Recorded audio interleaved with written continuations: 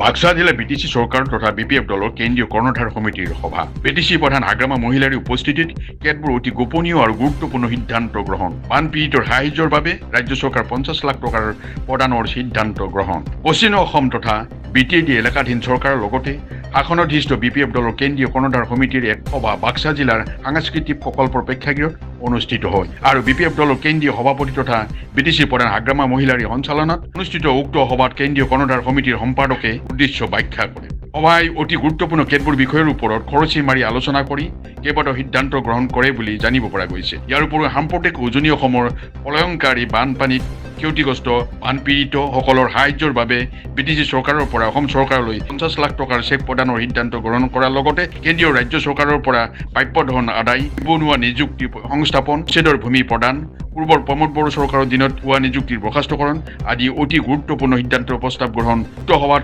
সহকাৰী মুখ্য কাৰ্যবাহী ৰিহন দৈমাৰী মন্ত্ৰী চৰণ বড়ো বিধায়কসকলৰ লগতে অন্যান্য দলীয় শীৰ্ষ নেতৃবৃন্দসকল উপস্থিত আছিল বুলি বাতৰিটো প্ৰকাশ। বঙাইগাঁৱৰ পৰা ষ্টাফ ৰিপৰ্টাৰ প্ৰফুল্ল কুমাৰ দাসৰ ৰিপৰ্ট দ্য BN নিউজ। মিটিঙত বহুত বিষয়া মানে কিছুমান কথাটো কোৱা নাযায়তো সব কথাটো কোৱা নাযায় মুঠতে আমি বহুত সিৰিয়াস এজেন্ডা লৈ পেলাই আমি বহুত এজেন্ডা আমি আলোচনা কৰিছো সব কথা আমি ডিসকাস কৰিব নোৱাৰে ভালে আলোচনা হৈছে আৰু এনে আমাৰ হাইলাইট কৰিব লগাটো হ'ল যেনেবা আমি বিপিএফ দল হিচাপে এই সামাৰ ভেকেশনত আমি কোচিং কিছুমান ডিস্ট্ৰিক্ট ওয়াইজত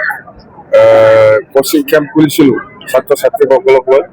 এতিয়া আমি ইহঁতক যেহেতু সামাৰ ভেকেশনটো শেষ হ'বলৈ গৈ আছে ক্লোজিং সেৰিমনি ডিস্ট্ৰিক্ট ওয়াইজত কৰিব লাগে এইটো আমি ডিসিশন লৈছো মানে সেৰিমনিয়াল গাৰ্জেন আৰু টিচাৰ সকলক সন্মান দি পেলাই আমি ক্লোজিং সেৰিমনিটো কৰিম বুলি আমাৰ ডিসিশন আহিল আৰু ইয়াৰ পিছত আমাৰ ভাল ভাল এজেন্ডা লৈ আমি আলোচনা কৰিছিলো ক'ব নোৱাৰি না কিছুমান কথাটো কোৱা নাযায় না মুঠতে ভাল বিটিসিৰ সকলো জাতি জনগোষ্ঠীক কেনেকৈ আমি লৈ কাম কৰি যাওঁ সেইবিলাক বিষয় লৈ আমি আলোচনা কৰিম মুঠতে ভাল ভাল এজেন্ডা আছিল আমি ক'ব নোৱাৰে কিছুমান আপোনালোকে সরি একটা হল আপার আসামত খুব সিরিয়াস মেটার হয়ে আছে ফ্লাডত তো আমি দলর হয়ে পেলাই এই কেইদিনের ভিতরতে আমি তো ইমান দূরত যাব নোৱাৰে সেইকাৰণে আমি 50 লাখ টাকার চেক চিফ রিলিফ ফান্ডত